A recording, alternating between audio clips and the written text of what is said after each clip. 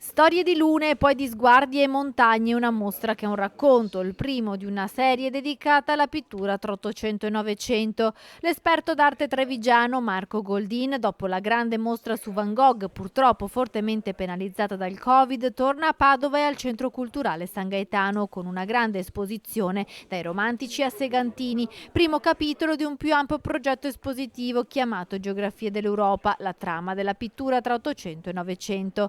La mostra verrà inaugurata il 29 gennaio del 2022 e resterà visibile fino al 5 giugno.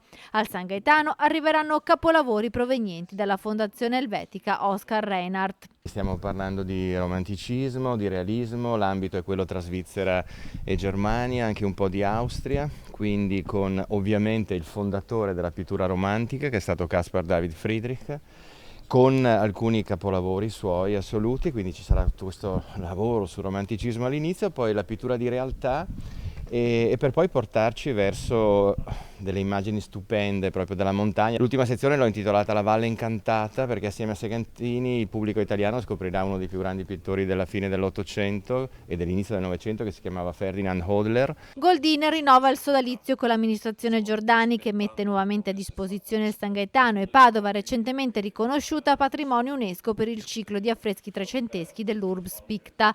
La mostra coinvolgerà i visitatori non solo con i quadri ma anche con le visioni di splendidi paesaggi. Un allestimento che sarà un vero e proprio romanzo perché collocherò i quadri dentro la storia della montagna con la storia dell'alpinismo, la storia del turismo che stava nascendo, la letteratura di montagna, quindi sarà veramente un grande percorso.